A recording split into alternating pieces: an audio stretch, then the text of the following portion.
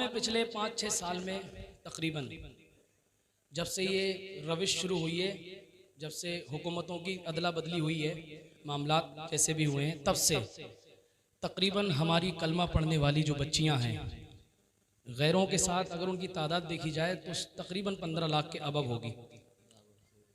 तकरीबन 15 लाख ऐसी बच्चियां जो किसी मुसलमान के घर में रहती थीं, पली बड़ी, 20 साल तक ला इलाहा इल्लल्लाह पढ़ती रही, लेकिन डायरेक्शन न मिलने की वजह से, दीन की तालीम न मिलने की वजह से वो बच्चियां गैरों की साजिश का शिकार हो गईं।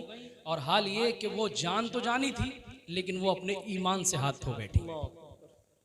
आप मुझे बताइए, इतने लोग बैठे हैं, वहां तक बैठे हैं, बहुत बड़ा मजमा है ये, जान की ज्यादा कीमत है या ईमान की ज्यादा कीमत है? जान के लिए ज्यादा मेहनत करनी चाहिए या ईमान बचाने के लिए मेहनत होनी चाहिए? अच्छा, फिलिस्तीन के अंदर आप आंसू बहा रहे थे। फिलिस्तीन के लोगों का दर्द हमारा दर्द है। कोई भी ऐसा कलमा पढ़ने वाला हुजूर का नहीं है जिसने फिलिस्तीन का मंजर देखा हो और उसकी आंख में आंसू ना हो।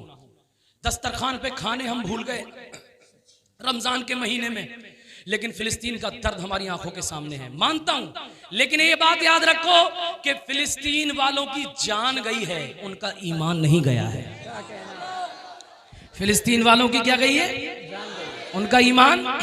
उन्होंने जालिमों की आंखों में आंखें डाल के बात की है।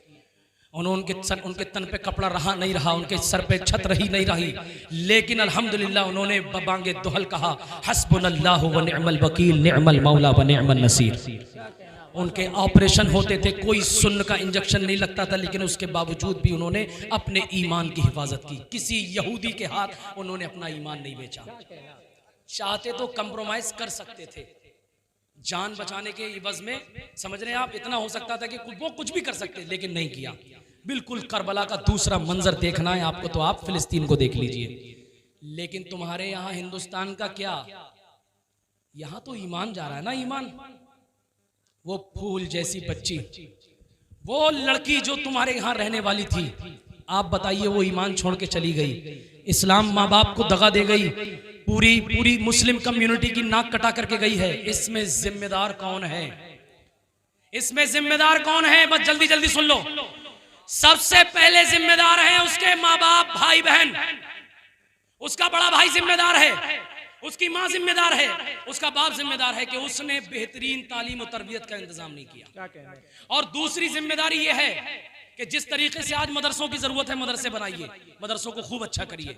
जिस तरीके से मस्जिदों की जरूरत है, मस्जिदें हमने बनाई। जिस तरीके से हमें आज आप देख लीजिए, मदरसे, मस्जिद, खानकाहों को डेवलप किया हमने, अपने घर हमने खूबसूरत बनाए। आप मुझे बताइए, 40 साल पहले, गौर से सुन रहे हैं मेरी बात, गौर से सुन रहे हैं, 40 साल पहले अगर हमने इसी तरीके से अपने कॉलेजेस, अपने लर्निंग सेंटर, अपने कोचिंग सेंटर, अपने कंप्यूटर सेंटर, अपने इंस्टीट्यूट खोल लिए होते तो आज हमारी बच्चियां किसी दूसरे के इंस्टीट्यूट में पढ़ने ना जाती, वो हमारे अपने स्कूल में पढ़ती होती। आप बताइए, उनका ईमान बच सकता था कि नहीं बच सकता था? सबका हम नहीं बचा सकते, लेकिन कुछ का बचाने की कोशिश तो कर सकते हैं। इसलिए बस आखिरी बात यह है कि तुमने 40 साल पहले नहीं बनाए, आखिरी बातें 40 साल पहले नहीं बनाए, उसका नतीजा ये निकला कि हमारी बच्चियां ईमान से हाथ धो गई और धो रही हैं बहुत तेजी के साथ। और अगर आइंदा आप कोई प्लान नहीं रखते हैं, कोई डायरेक्शन नहीं रखते हैं, तो याद रखना ये नस्लें जो है ना, ये बच्चे दिख रहे हैं आपको, ये कलमा पढ़ना भूल जाएंगे, कलमा पढ़ना भूल जाएंगे। आज भी इनको उठा के मैं पूछ लूं, तीसरा कलमा सुनाओ, तो तुम्हारे बच्चों के तीसरा कलमा याद नहीं होगा।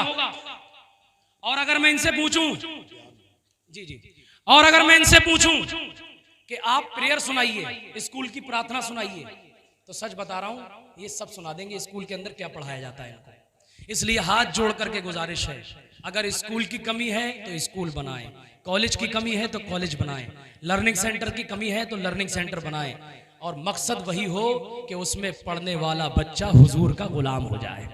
तो ये प्लान है मेरे पास, मैंने शुरू कर दिया है। अपने कस्बे में मैं एक कॉलेज बनाने की कोशिश कर रहा हूँ, 3 करोड़ रुपए की जमीन खरीद रहा हूँ, उसके 70-75 लाख रुपए बाकी हैं। अल्लाह ताला ने 2 करोड़ 32 लाख रुपए का इंतजाम करा दिया है, अल्हम्दुलिल्लाह। तो उसमें आप लोग शामिल हो जाइएगा।